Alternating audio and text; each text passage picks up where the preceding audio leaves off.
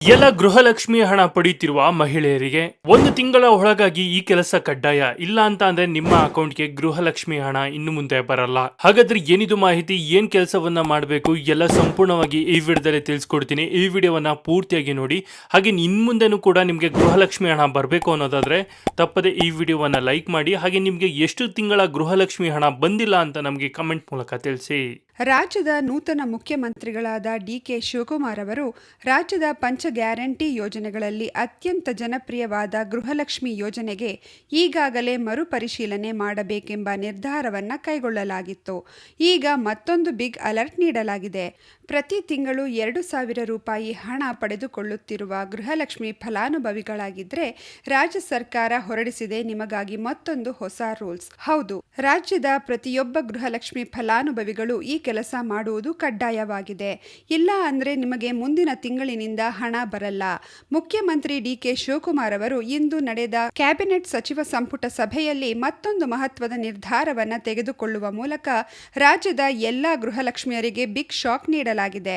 ಬನ್ನಿ, ನೀವು ಕೂಡ ಗೃಹಲಕ್ಷ್ಮಿ ಯೋಜನೆಯ ಫಲಾನುಭವಿಗಳಾಗಿದ್ರೆ ತಪ್ಪದೆ ಈ ವಿಡಿಯೋಗೆ ಒಂದು ಲೈಕ್ ಮಾಡಿ. ಹಾಗೂ ಇಷ್ಟಕ್ಕೂ ಯಾವ ಕೆಲಸ ಮಾಡುವುದು ಎಲ್ಲಾ ಗೃಹಲಕ್ಷ್ಮಿಯರಿಗೆ ಕಡ್ಡಾಯವಾಗಿದೆ ಮತ್ತು ಇಂದು ಮುಖ್ಯಮಂತ್ರಿ ಡಿಕೆ ಶಿವಕುಮಾರ್ ಅವರು ಹೊರಡಿಸಿರುವ ಹೊಸ ರೂಲ್ಸ್ ಆದರೂ ಏನು ಅನ್ನುವ ಕಂಪ್ಲೀಟ್ ಡೀಟೇಲ್ಸ್ ತಿಳಿದುಕೊಳ್ಳಲು ತಪ್ಪದೆ ವಿಡಿಯೋವನ್ನ ಕೊನೆವರೆಗೂ ನೋಡಿ. ಪರಿಷ್ಕರಣೆ ಹೆಸರಿನಲ್ಲಿ ಸರ್ಕಾರ ಸರ್ಜರಿ ಶುರು ಮಾಡಿದೆ. ಸರ್ಕಾರದ ನಿರ್ಧಾರಕ್ಕೆ ವಿಪಕ್ಷಗಳ ಜೊತೆಗೆ ಜನ ಕೂಡ ಆಕ್ರೋಶ ವ್ಯಕ್ತಪಡಿಸಿದ್ರು. ಈ ಬೆನ್ನಲ್ಲೇ ಇಂದು ನಡೆದ ಕ್ಯಾಬಿನೆಟ್ ಮೀಟಿಂಗ್ನಲ್ಲಿ ಸಿಎಂ ಡಿಕೆ ಶಿವಕುಮಾರ್ ನೇತೃತ್ವದ ರಾಜ್ಯ ಸರ್ಕಾರ ಮಹತ್ವದ ನಿರ್ಧಾರವೊಂದನ್ನು ತೆಗೆದುಕೊಂಡಿದೆ. ರಾಜ್ಯ ಸರ್ಕಾರ ಗೃಹಲಕ್ಷ್ಮಿ ಫಲಾನುಭವಿಗಳ ಪರಿಷ್ಕರಣೆಗೆ ಮುಂದಾಗಿದೆ.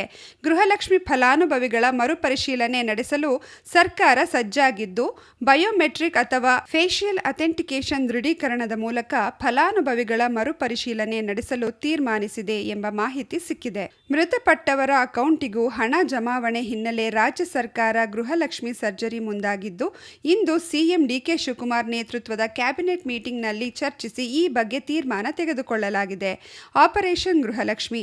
ಸರ್ಕಾರ ಆಪರೇಷನ್ ಗೃಹಲಕ್ಷ್ಮಿ ಹೆಸರಿನಲ್ಲಿ ನಿಜವಾದ ಫಲಾನುಭವಿಗಳನ್ನ ಗುರುತು ಮಾಡುವ ಕೆಲಸವನ್ನ ಮಾಡ್ತಿದೆ. ಪ್ರತಿಯೊಂದು ಕುಟುಂಬದ ಯಜಮಾನಿಗೆ 2,000 ರೂಪಾಯಿ ಆರ್ಥಿಕ ನೆರವು ನೀಡುವ ಯೋಜನೆಯೇ ಗೃಹಲಕ್ಷ್ಮಿ. ಆದರೆ ಅನರ್ಹರು ಕೂಡ ಯೋಜನೆಯ ಲಾಭ ಪಡೆಯುತ್ತಿರುವ ಬಗ್ಗೆ ದೂರುಗಳು ಬಂದ ಹಿನ್ನೆಲೆಯಲ್ಲಿ ಸರ್ಕಾರ ಪರಿಷ್ಕರಣೆಗೆ ಮುಂದಾಗಿದೆ.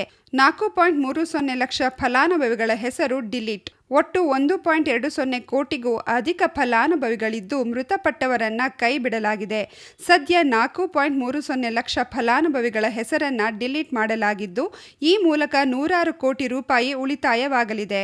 ಗೃಹಲಕ್ಷ್ಮಿ ಯೋಜನೆಯ ಮಾಸಿಕ 2,000 ರೂಪಾಯಿ ಹಣವನ್ನ ಪಡೆಯಲು ಮಹಿಳೆಯರು ಫಲಾನುಭವಿಗಳು 1 ತಿಂಗಳ ಒಳಗೆ ಬಯೋಮೆಟ್ರಿಕ್ ಮಾಡಿಸುವುದು ಕಡ್ಡಾಯ.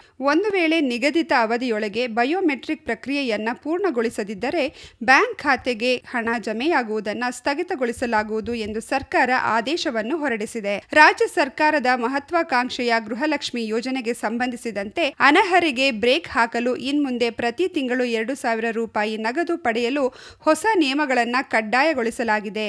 ಇಂದು ನಡೆದ ಸಚಿವ ಸಂಪುಟ ಸಭೆಯಲ್ಲಿ ಈ ಕುರಿತು ಮಹತ್ವದ ತೀರ್ಮಾನವನ್ನು ಕೈಗೊಳ್ಳಲಾಗಿದೆ. ಗೃಹಲಕ್ಷ್ಮಿ ಯೋಜನೆಯಲ್ಲಿ ನಡೆಯುತ್ತಿರುವ ಅಕ್ರಮ ಹಾಗೂ ಅನರ್ಹ ಫಲಾನುಭವಿಗಳನ್ನು ಪತ್ತೆ ಹಚ್ಚಲು ಸರ್ಕಾರ ಈಗ ಆಪರೇಷನ್ ಗೃಹಲಕ್ಷ್ಮಿ ಕಾರ್ಯಾಚರಣೆಗೆ ಎಳೆದಿದೆ. ಇನ್ಮುಂದೆ ನಿಜವಾದ ಫಲಾನುಭವಿಗಳನ್ನು ಗುರುತಿಸಲು ಬಯೋಮೆಟ್ರಿಕ್ ಅಥವಾ ಫೇಶಿಯಲ್ ಅಥೆಂಟಿಕೇಷನ್ ಮಾಡುವುದನ್ನು ಕಡ್ಡಾಯಗೊಳಿಸಲು ಕ್ಯಾಬಿನೆಟ್ ಸಭೆಯಲ್ಲಿ ತೀರ್ಮಾನಿಸಲಾಗಿದೆ. ಗೃಹಲಕ್ಷ್ಮಿ ಯೋಜನೆಯಡಿ ಪ್ರತಿ ತಿಂಗಳು ಬರುವ 2,000 ರೂಪಾಯಿ ಹಣ ಹರಿದು ಬರಬೇಕಾದರೆ ಫಲಾನುಭವಿ ಮಹಿಳೆಯರು 1 ತಿಂಗಳ ಒಳಗಾಗಿ ತಮ್ಮ ಬಯೋಮೆಟ್ರಿಕ್ ಪ್ರಕ್ರಿಯೆಯನ್ನ ಪೂರ್ಣಗೊಳಿಸಬೇಕು. ಒಂದು ವೇಳೆ ನಿಗದಿತ ಅವಧಿಯೊಳಗೆ ಈ ಕೆಲಸ ಮಾಡದಿದ್ದರೆ ಬ್ಯಾಂಕ್ ಖಾತೆಗೆ ಹಣ ಜಮೆಯಾಗುವುದನ್ನು ತಡೆ ಹಿಡಿಯಲಾಗುವುದು ಎಂದು ಸರ್ಕಾರ ಖಡಕ್ ಆದೇಶ ನೀಡಿದೆ. ರಾಜ್ಯದಲ್ಲಿ ಒಟ್ಟು 1.20 ಕೋಟಿಗೂ ಅಧಿಕ ಗೃಹಲಕ್ಷ್ಮಿ ಫಲಾನುಭವಿಗಳಿದ್ದಾರೆ. ಆದರೆ ಮೃತಪಟ್ಟವರು ಹಾಗೂ ಅನರ್ಹರ ಖಾತೆಗಳಿಗೂ ಹಣ ಜಮಾವಣೆಯಾಗುತ್ತಿರುವ ಬಗ್ಗೆ ದೂರುಗಳು ಕೇಳಿಬಂದಿದ್ದವು. ಈ ಹಿನ್ನೆಲೆಯಲ್ಲಿ ಸರ್ಕಾರ ನಡೆಸಿದ ಪ್ರಾಥಮಿಕ ಪರಿಶೀಲನೆಯಲ್ಲಿ ಈಗಾಗಲೇ ಸುಮಾರು 4.30 ಲಕ್ಷಕ್ಕೂ ಅಧಿಕ ಫಲಾನುಭವಿಗಳ ಹೆಸರನ್ನ ಪಟ್ಟಿಯಲ್ಲಿ ಡಿಲೀಟ್ ಮಾಡಲಾಗಿದೆ. ಸರ್ಕಾರದ ಈ ಸರ್ಜರಿಯಿಂದಾಗಿ ರಾಜ್ಯದ ಬೊಕ್ಕಸಕ್ಕೆ ನೂರಾರು ಕೋಟಿ ರೂಪಾಯಿ ಉಳಿತಾಯವಾಗಲಿದೆ ಎಂದು ವರದಿಯಾಗಿದೆ. ಯೋಜನೆಯ ಮರುಪರಿಶೀಲನೆ ಮತ್ತು ಪರಿಷ್ಕರಣೆಯ ಹೆಸರಿನಲ್ಲಿ ಸರ್ಕಾರ ತಂದಿರುವ ಈ ಹೊಸ ನಿಯಮದಿಂದಾಗಿ ಮಹಿಳೆಯರು ತಕ್ಷಣವೇ ತಮ್ಮ ಇ-ಕೆವೈಸಿ ಅಥವಾ ಬಯೋಮೆಟ್ರಿಕ್ ಅಪ್ಡೇಟ್ ಮಾಡಿಸಿಕೊಳ್ಳಬೇಕಾದ ಅನಿವಾರ್ಯ ಎದುರಾಗಿದೆ. ನೋಡಿದಲ್ಲ ಸ್ನೇಹಿತರೆ, ಈ ಬಗ್ಗೆ ನೀವೇನು ಹೇಳ್ತೀರಾ? ನಿಮ್ಮ ಅನಿಸಿಕೆ ಅಭಿಪ್ರಾಯಗಳನ್ನ ನಮಗೆ ಕಮೆಂಟ್ ಮೂಲಕ ತಿಳಿಸಿ. ಹಾಗೆ ಈ ವಿಡಿಯೋವನ್ನ ಯಾರಿಗೆಲ್ಲ ಗೃಹಲಕ್ಷ್ಮಿ ಹಣ ಇನ್ನೂ ಬಂದಿಲ್ಲ ಅಂತ ಮಹಿಳೆಯರಿಗೆ ಈ ವಿಡಿಯೋವನ್ನ ಶೇರ್ ಮಾಡಿ. ಅವ್ರಿಗೆ ಈ ವಿಡಿಯೋ ತುಂಬಾನೇ ಹೆಲ್ಪ್ ಆಗುತ್ತೆ.